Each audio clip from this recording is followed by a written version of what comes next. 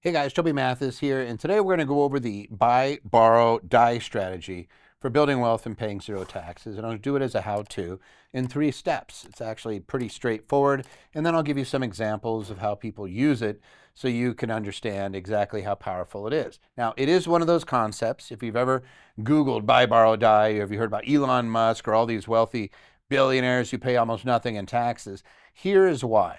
Because if you have assets that appreciate in value, there's something called unrealized capital gains or untaxable income that is oftentimes derived from those items where they never pay tax, like on appreciation on a building, for example.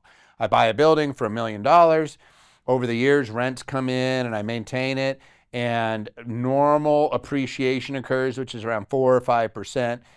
Lately, it's been like even higher because of inflation.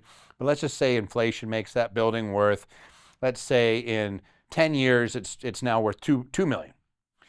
Well, I didn't pay tax on the $2 million of appreciation. So the same is true as like if I buy stocks. I buy some Microsoft stock and I buy it for $1,000 and now it's worth 10,000. Or, fill in the blank of maybe I just buy SPY, VOO, maybe I just buy an index.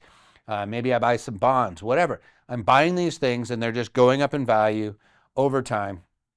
And hey, I'm chill with that. On most of those, other than the bonds would pay interest. But let's just say that it's appreciating assets. It could be art, it could be real estate, it could be stocks, it could be REITs, and I'm just letting them become more valuable. Even my house, hey, I just buy my house, and over time it becomes more valuable. I'm not paying tax on that appreciation. And that's an important concept whenever you think about this. So when we start talking about the 3 steps, keep in mind that we are talking about buying those types of assets. And that is step 1. Step 1 is buy. And you're going to buy appreciating assets, things that go up in value, because that going up in value is tax-free. So I want to buy specific types of assets. Now, there are assets that you wouldn't consider, something like art. You might not consider that as something that I'd ever borrow against, but it's lendable. I want to buy assets that I could borrow against because that's going to be the next step. So when I'm buying something, I need to make sure it's lendable. When you buy securities, I buy a bunch of stocks. If you're at like Morgan Stanley, Raymond James, Fidelity, Schwab, you should be able to get a loan against that called a security-backed line of credit. In other words, I can borrow against that. If I get cash value life insurance, index universal life, whole life, if I'm doing something where it has cash value, that under 7702 grows, that's a section of the IRS, Internal Revenue Code, grows tax free. It just keeps getting bigger and bigger, and you don't pay tax on it, but I can borrow against it. Even things like, hey, I have my IRA or my 401k. Actually, my IRA wouldn't work because I can't borrow against it, but if I have a 401k, I could borrow against that potentially. Up to $50,000, up to half my plan assets I can borrow. During COVID, it went up to 100,000, right? And you pay that back over 5 years. I can borrow against those things. So that's step 1. Buy assets and lendable assets that I'm going to be able to borrow against. And step 2 is to borrow. And this is where the secret is. Because borrowing money, loan proceeds, are not taxable to you. I'm going to say that again. Borrowing money is not taxable to you.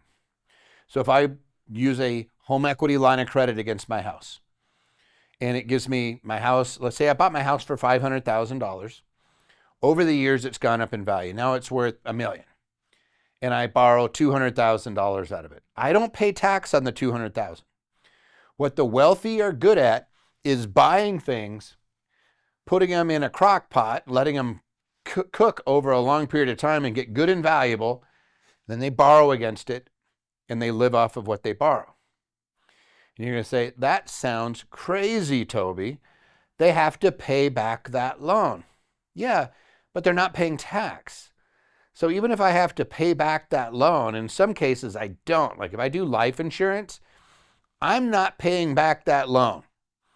But I am eventually going to die, and it's going to pay itself off out of the death proceeds from the insurance. So the insurance or that cash value, it's paying it off. I'm not paying it off. You're going to say, well, wait a second, that's got to be taxable. Nope, because the death benefit from insurance proceeds also not taxable. So the borrowing of the money, pass away, pays it back, never pay tax. That's why it works. Well, but my heirs will have to pay it back. Okay. Then let me show you how that works. Step 3. Something we all got to do is you have to die. Why is that important? I bought an asset. I let it appreciate. And in some cases, I even got tax benefits out of it. So like if I bought real estate as investment real estate, I got to depreciate that sucker. I borrow against it. I never had to pay tax on those proceeds. There are some things like if you're in real estate, you got to be at risk and things like that. But if I'm borrowing against it, it's my real estate in my LLC or something like that. I'm not going to pay tax on those proceeds. Eventually, I'm going to pass away. And what happens when I pass away? There's something called a step up in basis. And what that means is that the day you die, whatever the fair market value of that asset is, that's its new basis. Why does that matter? Because you only pay tax on the difference between the sale price and your adjusted basis or your basis. So if the basis, let's say I buy a house, I'm just going to use the example of $500,000. Over the years, I borrow $1 million against that house. And then I die, and that house is worth $2 million. And my heirs sell it. What's the tax bill? The tax bill is 0 because the basis is now $2 million. If I sell it for $2 million, I pay back my $1 million loan, and I still have $1 million in my pocket. And I paid 0 taxes. Works with stocks too.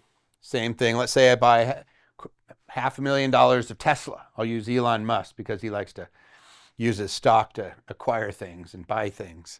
So let's just say that I have $500,000 of stock. It goes up in value over the years. I use it to get a line of credit, and I borrow $1 million against that stock. And then when I pass away, those stocks are worth $2 million. So I sell them and pay off the $1 million loan, which you might have to do, maybe not. You might be able to just keep rolling it on, just keep carrying it on. But worst case scenario, I'm left with $1 million tax-free. Remember, I bought it for $500,000. I used $1 million, and now I have $1 million. So I've literally used $2 million tax-free. That's why the wealthy do this. Now I'm going to twist your mind a little bit further. There are ways to trade assets that you buy during your lifetime and not pay tax on them. So for example, let's say that you bought $500,000 and you bought 4 houses. So I'm just going to put 4 houses. So I bought $500,000 and it was 4 houses. So each one has a basis of $125K. Over the years, those go up in value. So you sell them, but you buy more real estate. It's called a 1031 exchange. You're going to see a 1031 exchange. It's tax-free. So let's say that those houses each go up to be worth $250,000. So I bought them for $500,000, 4 houses at $125 each, and now they're up to $250,000. So now they're worth $2 million. And I borrow the money out. Again, didn't pay any tax. All I have to do is pass. But let's say they go up further. I could even 1031 them again. But let's just say that when I pass away, they're worth $4 million.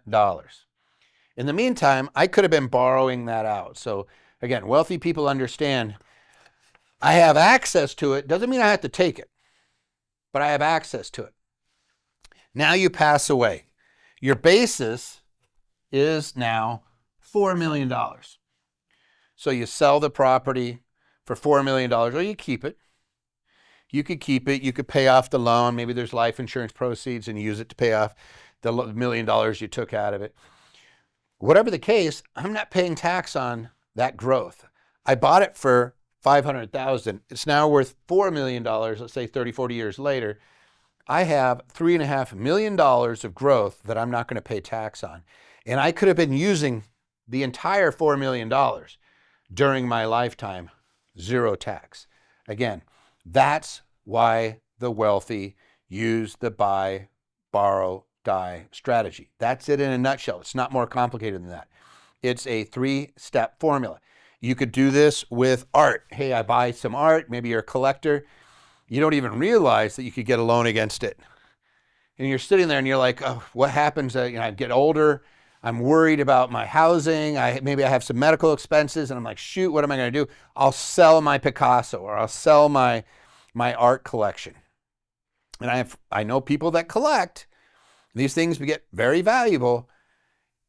I have to pay tax on those types of things. That's up to 28% plus net investment income tax plus your state tax. You could be paying 35% on selling that art.